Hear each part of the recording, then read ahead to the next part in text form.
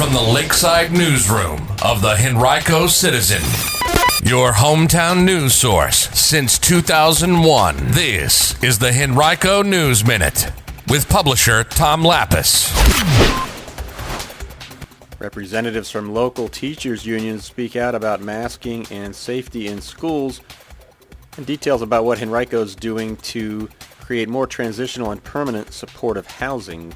We'll have that information coming up on today's Henrico News Minute. It's Tuesday, January 25th, 2022. And now for the news.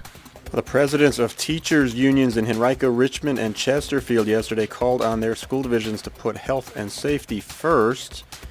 Yesterday was also the day that Governor Glenn Youngkin's executive order rescinding a K-12 mask mandate took effect.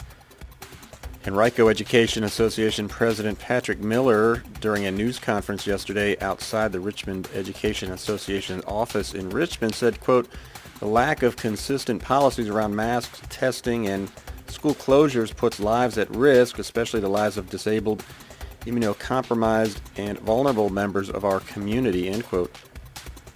Now, Henrico has maintained its masking requirements despite Youngkin's order.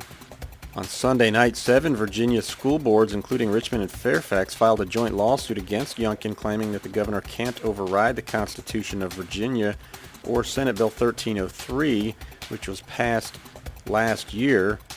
That bill requires school to be held in person, but also mandates that school divisions follow the Centers for Disease Control guidance on COVID mitigation, which currently includes masking. Henrico County School Board is not involved in the lawsuit. Spokeswoman Eileen Cox told the Citizen that, quote, "HCPS was made aware of conversations between school divisions about potential lawsuits and is staying abreast of legal challenges. At this time, we continue to rely on the advice and guidance of our local legal counsel," end quote. The enforceability of Youngkin's executive order is expected to be decided by the Virginia Supreme Court. You can read much more on this topic right now on henricocitizen.com. An annual report on affordable housing in the Richmond region credits Henrico County with making significant advances in creating more subsidized housing.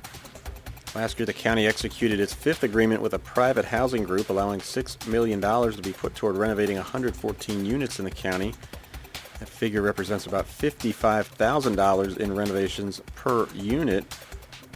That's according to Jovan Burton, the executive director of the Partnership for Housing Affordability, who presented that organization's annual State of Housing in the Richmond Region report last week at the Westin Hotel in Henrico. Burton highlighted the dwelling unit language changes that Henrico's made in its recent zoning update. Those updates include the ability to renovate and add on spaces near family homes like a garage or attic to make space for multi-generational families, according to Chapter 24 of the county's code. Burton said, quote, "The importance of this cannot be understated because we have a growing region, a more diverse region with varying housing preferences," end quote. PHA operates a housing resource line that helps residents who face some sort of housing instability. More than 7,800 local residents used that hotline last year, and about a third of them were from Henrico. You can read more about this issue right now on henricocitizen.com by clicking on Community. The Henrico County Public Schools Bridge Builders Academy Workshop Series will continue today. It's the first of 6 sessions that will be held this spring. The series is designed to provide information and build connections among families, the community, and the school division.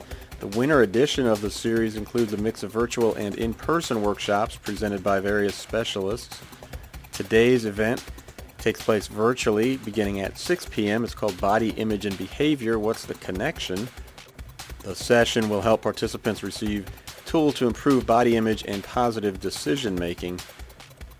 You can learn more at henricoschools.us/Bridge Builders Academy. A bill in the House of Delegates would authorize the Department of Criminal Justice Services to create an online mandatory course to help hotel employees better recognize and report human trafficking.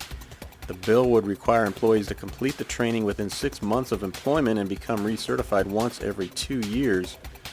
House Bill 258 was introduced by Delegate Shelley Simons of Newport News. It was heard Thursday of last week in a House subcommittee. Simons is a Democrat. Several Republicans in the subcommittee that considered the bill had a few language questions or alterations to suggest.